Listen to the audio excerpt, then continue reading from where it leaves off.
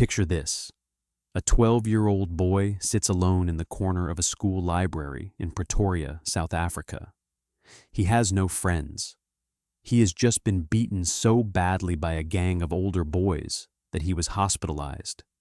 His face is swollen. His body aches. But his mind is somewhere else entirely. He is reading. Not comics, not sports magazines. He is reading the Encyclopedia Britannica from cover to cover, every single volume, because he has already finished every book in the library.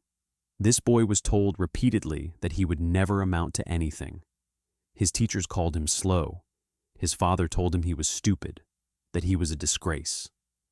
The bullies made every single day of his childhood a battlefield. His name is Elon Musk. And today, he runs the most valuable car company on Earth, the most ambitious space program in human history, and has more influence over the future of our species than almost any other person alive. But this is not the story you think you know. This is the full story, from a traumatized child in apartheid South Africa to the most consequential entrepreneur of the 21st century. Welcome to Visionary Chronicles. By the time he was 31, he had lost everything twice. His first fortune, gone. His marriage, crumbling. His rocket, exploded. His car company, weeks from bankruptcy. And yet, he kept going. Not because he was reckless, because he genuinely believed that if he stopped, humanity might not survive. This is the story of a man who turned suffering into fuel and fear into rockets. Elon Reeve Musk was born on the 28th of June, 1971, in Pretoria, South Africa. His mother, Mae, was a Canadian South African model and dietitian, brilliant, independent, and fiercely resilient. His father, Errol Musk, was an electromechanical engineer with property investments across South Africa. By any external measure, the family was privileged. But inside that house, things were far darker. Errol Musk has been described by those who know him as a complex and deeply difficult man. Elon has said of his father, "He was such a terrible human being. Almost every evil thing you could possibly think of, he has done." He has never elaborated fully in public, but the psychological impact was profound and permanent. Elon grew up in a household where he constantly felt inadequate, judged, and unseen. When Elon was 8 years old, his parents divorced. It was a shattering event for a sensitive child.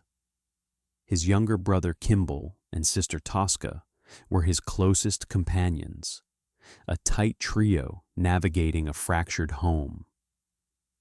Elon chose to live with his father, a decision he would later say he deeply regretted, believing his father was lonely and would struggle without him. It was a remarkably empathetic choice for an 8-year-old.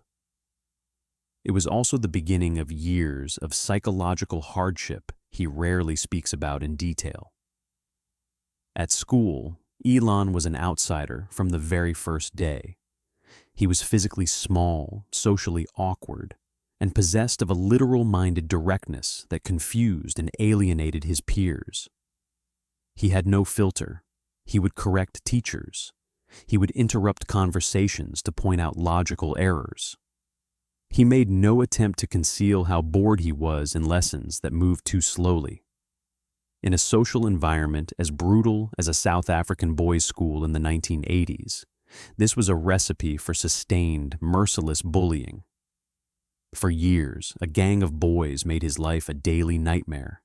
They threw him down a flight of concrete stairs. They beat him until he lost consciousness. The hospitalization when he was 12 was not an isolated incident. It was the culmination of years of sustained physical assault. The ringleader of the bullying was someone he had considered a friend. That betrayal cut deepest of all. But inside all of this suffering, something remarkable was happening. Elon was disappearing into books. not fiction, though he loved science fiction deeply, especially Isaac Asimov's Foundation series and Douglas Adams' The Hitchhiker's Guide to the Galaxy. He was consuming encyclopedias, engineering manuals, philosophy texts, and history. He read the entire Encyclopedia Britannica. He read it the way other children read adventure stories, hungrily, joyfully, unable to stop. At the age of 10, Elon discovered computers. His mother bought him a Commodore VIC-20. The device came with a manual that said it should take 6 months to learn the basic programming language. Elon completed it in 3 days. By 12, he had written his own video game, a space shooter he called Blaster, and sold it to a computer magazine for $500. $500. He was 12 years old. That moment was significant. Not because of the money, though for a 12-year-old, it was a fortune. It was significant because it proved something to Elon that nobody around him had told him, that his mind had value, that what he could create had real worth in the world. It was the first signal that the strange, intense, socially impossible boy from Pretoria might have a place in the world after all. His intellectual hunger was not random. Even as a teenager, Elon was obsessed with a single question that would define the rest of his life. What are the things that will most affect the future of humanity? He approached this question with the same systematic rigor he applied to everything. He read philosophy. He read physics. He studied energy, artificial intelligence, the internet, and space. By 16, he had arrived at a short list: sustainable energy, multi-planetary civilization, the internet as a connector of human minds, artificial intelligence, and the risks it posed. He was 16. Most of his classmates were worried about football and girls. In 1989, at the age of 17, Elon made the most important decision of his early life. He decided to leave South Africa. The reasons were layered. He had no desire to serve in the South African military, which under apartheid was being used to enforce racial oppression. He found the country intellectually suffocating for what he wanted to do. And he was drawn irresistibly toward North America, toward Canada initially, where his maternal grandparents lived, and then toward the United States, the place he had read about in books as the land where impossible things were built. His father refused to support him. He told Elon he would fail, that he was making a mistake, that he would come crawling back. Elon left anyway, with almost nothing in his pocket. Elon arrived in Canada in 1989 with a small amount of money and the address of a great-uncle he had never met. The great-uncle wasn't there. Elon ended up in a hostel, then working a series of brutal physical jobs, shoveling grain in a grain elevator, cleaning out the boiler room of a lumber mill in a full hazmat suit in 40-degree heat. He did this without complaint. He was building toward something. He enrolled at Queen's University in Kingston, Ontario. It was there that his world began to expand in a new direction, not just intellectually, but socially. For the first time, Elon found himself around people who matched his intensity. He began to come alive. He was charismatic in small groups, magnetic when discussing ideas, relentless in argument. He also met Justine Wilson, the woman who would become his first wife, and who would later write searingly and honestly about what it was like to be married to Elon Musk. After 2 years at Queen's, Elon transferred to the University of Pennsylvania, one of the most prestigious universities in the United States. He earned not 1 degree, but 2, a Bachelor of Science in Economics from the Wharton School, and a Bachelor of Science in Physics. He chose physics because he understood intuitively that it was the foundation of everything he wanted to do. You cannot build rockets if you do not understand physics. You cannot build batteries if you do not understand thermodynamics. He was accepted into a PhD program in energy physics at Stanford University, one of the most competitive programs in the world. He arrived in California in 1995. He lasted 2 days. 2 days. Because in those 2 days, Elon looked around at what was happening with the internet. This extraordinary, chaotic, world-changing technology that was just beginning to explode. And he realized that if he stayed in academia, he would be watching history happen. He wanted to make it happen. He called Stanford and told them he was deferring. He never went back. Instead, together with his brother Kimball, Elon founded a company called Zip2. The idea was simple but powerful, an online city guide that helped newspapers publish local business directories on the web. This was 1995. Most major newspapers had no web presence whatsoever. Elon and Kimball worked out of a tiny office, sleeping on futons, showering at a local YMCA because they couldn't afford an apartment. Elon coded through the night, every night, fueled by nothing but ambition and the certainty that this was the beginning of something enormous. Zip2 was acquired in 1999 by Compaq for $307 million. Elon's share was $22 million. He was 27 years old. Most people, at 27, with $22 million in their pocket, would stop, would breathe, would buy something expensive and enjoy the view for a while. Elon Musk took his entire share and immediately invested it into his next company. He founded X.com, an online financial services and payments company. The idea, audacious even by Silicon Valley standards, was to reinvent the entire banking system from scratch using the internet. X.com eventually merged with a competitor called Confinity, which had a small product called PayPal. After a complex and often bitter internal power struggle, during which Elon was ousted as CEO while on his honeymoon, PayPal emerged as the dominant product. In 2002, eBay acquired PayPal for $1.5 billion. Elon's share, $180 million. He was 30 years old. He was now genuinely, extraordinarily wealthy, and he was just getting started. What happened next stunned everyone who knew him. Elon Musk took $100 million of his own money and founded a rocket company. His friends thought he had gone insane. Serious aerospace engineers laughed at him openly. The received wisdom, in 2002, was that space was the domain of governments. NASA had budgets in the tens of billions. The Soviet space program had been built by the most powerful communist state in history.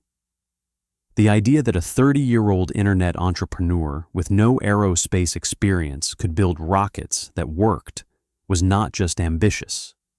It was, most experts agreed, delusional. Elon had arrived at the idea in a characteristic way. He had gone to NASA's website looking for their plans to send humans to Mars. He found nothing. No timeline, no mission, no plan. He was shocked. He had assumed that, of course, at some point, humanity would go to Mars. He had not realized there was no plan whatsoever, and in that moment, he felt something he would describe later as a kind of existential dread. The fear that humanity, through complacency and short-termism, might never become a multiplanetary species. And if it didn't, a single catastrophic event, an asteroid, a pandemic, a nuclear war, could end everything, every human being, every book ever written, every piece of music ever composed, gone. He founded Space Exploration Technologies, SpaceX, in June 2002. The same year, he invested in a small electric vehicle company called Tesla Motors, which had been founded by Martin Eberhard and Mark Tarpenning. He joined as chairman of the board and led the Series A funding round. He would later become CEO, a title he holds to this day, though the circumstances of how he came to hold it were as turbulent as everything else in his life. By 2008, Elon Musk was facing the worst crisis of his life. SpaceX had launched 3 rockets. 3 rockets had failed. The company was hemorrhaging money. The 4th launch was all they had left. If it failed, SpaceX was finished. Tesla was simultaneously on the edge of bankruptcy, unable to raise the capital it desperately needed during the worst financial crisis since the Great Depression. And Elon's first marriage to Justine was collapsing under the weight of years of impossible pressure, compounded by a personal tragedy: the death of their first son, Nevada, at 10 weeks old from sudden infant death syndrome. A grief Elon has spoken about only rarely and with visible pain. He later said that he was so stressed during this period that he could not eat, that his friends were worried he was having a breakdown, that he was borrowing money from friends just to cover his rent. On the 28th of September 2008, the 4th Falcon 1 rocket launched from Amalek Island in the Pacific. It reached orbit. It was the first privately funded liquid-fueled rocket in history to do so. Elon watched the footage and wept. 3 months later, SpaceX won a $1.6 billion contract from NASA. Tesla closed a critical funding round on Christmas Eve, with hours to spare before bankruptcy. From that point, the story became the one the world knows, though even then, most people underestimate its scale. SpaceX did not just build rockets, it fundamentally changed the economics of space travel. By developing reusable rocket boosters, something the entire aerospace industry had said was impossible or impractical, SpaceX reduced the cost of launching a kilogram to orbit by roughly 90%. The Falcon 9 has become the most reliable rocket ever built. The Falcon Heavy is the most powerful operational rocket on Earth. Starship, currently in testing, is designed to carry humans to Mars. In 2020, SpaceX launched 2 NASA astronauts to the International Space Station, the first time American astronauts had launched from American soil since the retirement of the Space Shuttle in 2011. SpaceX is now the primary vehicle by which humanity accesses space. Tesla, meanwhile, did something that the entire automotive industry had failed to do for a century. It made electric cars genuinely desirable, not as a compromise, not as a virtue signal, as objects of desire.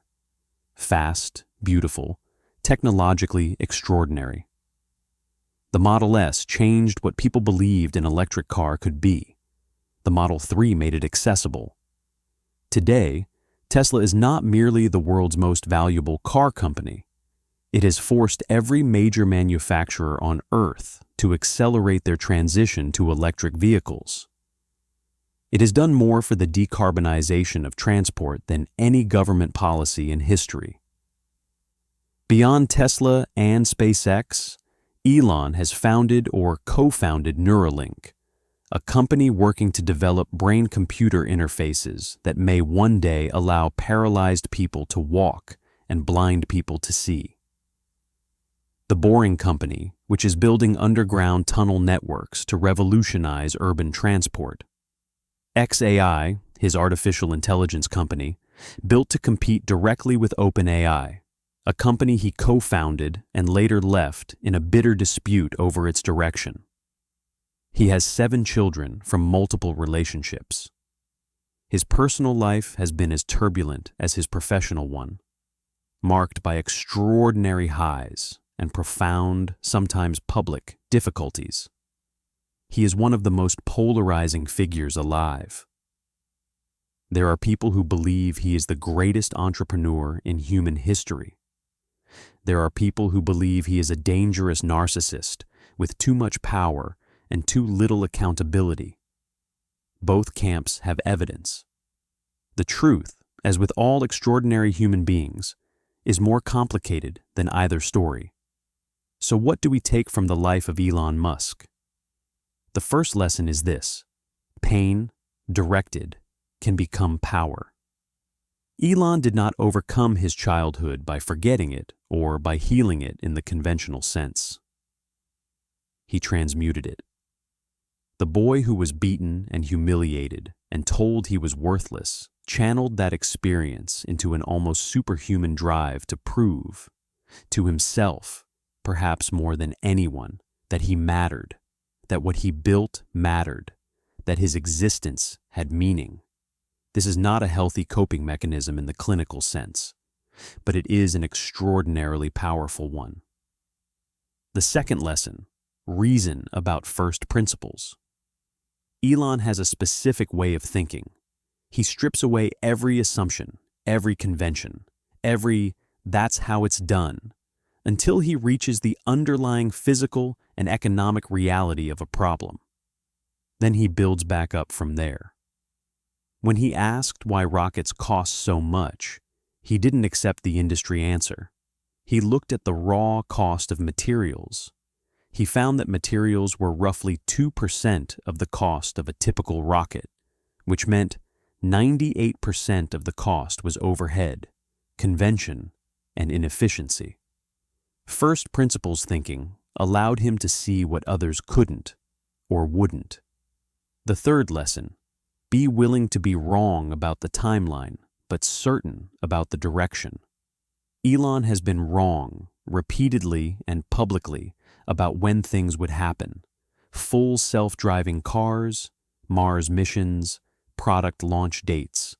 He is chronically, sometimes absurdly, optimistic about timescales, but he has rarely been wrong about the direction. Electric vehicles would dominate. Private spaceflight would become viable. These were not inevitable conclusions in 2002. They were contrarian bets. He was right. And the fourth lesson, the one that perhaps only becomes clear when you look at the full arc of his life, is this: the people who change the world are almost never the ones who were comfortable in it. They are the ones who found it from the very beginning, a place that did not quite fit them, a place that confused them, excluded them, hurt them, and who responded not by trying to fit in, but by trying to build something better. The 12-year-old boy with the swollen face and the battered body, reading alone in the corner of a library in Pretoria. He didn't become Elon Musk despite that experience. He became Elon Musk because of it. That is what it means to be a visionary. Not comfort, not certainty, not applause, just an unshakable belief against all evidence that you can build the thing the world needs, even when the world tells you that you can't. This has been Visionary Chronicles. Subscribe for a new, extraordinary life every Thursday. And if this story moved you, share it with someone who needs to hear it.